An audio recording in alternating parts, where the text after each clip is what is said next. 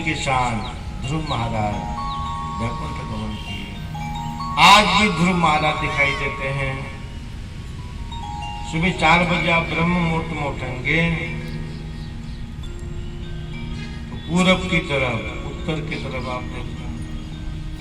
बॉम्बे में तो नहीं दिखाई देता, गांव में दिखाई देता है।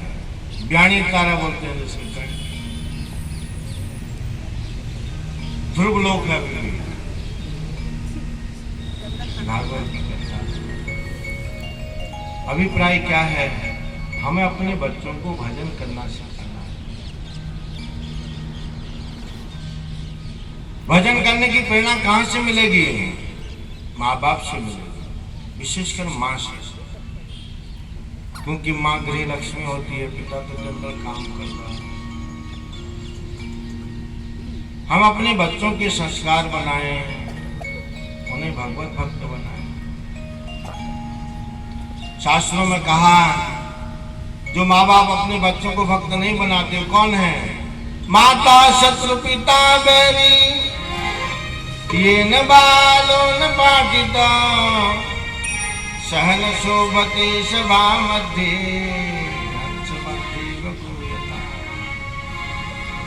वो माँ बाप बैरी हैं अपनी औलाद के, जो अपनी औलाद को भगवत भक्ति नहीं बताते।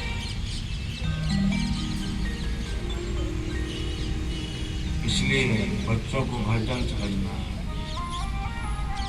सुल्ताना डाकू छोटा बच्चा था तो मंदिरों में जाता है, जूते चुरा के, तो अपनी माँ को कहता है, मामा आज एक जूता चुरा के लाया, एक जोड़ी। माँ ने कहा तो पकड़ा नहीं गया? बिल्कुल नहीं, सबकी नजर बचा के आया, किसी ने देखा नहीं। माँ ने कहा तू बहुत होशियार है ना। दूसरे दिन पर्स मार लिया, किसी का बटुआ चुराया। माँ ने कहा मेरा बेटा कितना होशियार है, पकड़ा नहीं गया? बिल्कुल नहीं।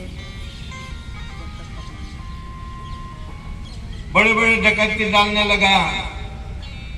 माँ ने कभी डांटा नहीं, कहा मेरा लड़का इतना बहादुर, डरता भी नहीं। लेकिन सुल्ताना डाकू ने एक संकल्प लिया था, मैं जिस घर का नमक खा लूंगा उसके घर चोरी नहीं करूंगा। डाकुओं के भी सिद्धांत होते हैं। एक दिन एक सेठ के यहाँ खूब चोरी की, सारा माल घोड़ों में लादा। उसको भूख लगी थी, अचानक किचन में चला गया। रसोई से कहा कुछ बना तो खिलाओ। तो किचन में कुछ बना था, खा लिया। नीचे आया, तुरंत याद आया कि मैंने सेठ का नमक खाया है, इसका माल नहीं चुराना चाहिए। इसे अपने डाकू साथियों से कहा, जितना माल घोड़ों में लदा है उतार के उधर ही पहुंचा दो जहां से। ये चढ़ाने और उतरने के चक्कर में पकड़ा गया, जेल हो गई, फांसी की सजा। जज ने पूछा तुम्हारी अंतिम इच्छा? कहा मैं अपनी मां को मिलना चाहता हूं। जेल में मां मिलने के लिए आई।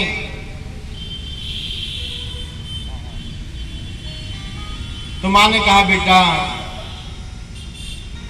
कि तुम्हारी कर्मों की सजा है।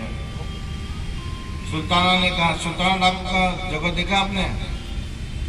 जब रामनगर से हल्द्वानी को जाते हैं, बीच में काला ढूंग एक जगह है, उस जंगल में छुपकर था, उत्तराखंड में रहता था। अपनी मां से कहा मैं तुम्हारा मुंह चूमना चाहता हूं, लेकिन वो जेल की लोहे की सरिया थी। तो मां ने कहा मैं कैसे चुंबन करूं तुम्हारा, कैसे प्यार करूं तुम्हें? तो अपनी मां को बोला तो अपनी नाक अंदर करना जरा। और मां ने वो जो लोहे के दरवाजे थे उस सरिये से नाक अंदर की, और सुल्ताना डाकू ने पूरी नाक तब अपनी माँ से कहा, अब सब लोग तेरे को पूछेंगे तेरी नाक किधर गई, तेरे को सब कहानी बतानी पड़ेगी कि मैंने अपने बेटे को कभी डांटा नहीं, अच्छी शिक्षा नहीं दी, उसका फल आज है कि मेरी नाक कट गई।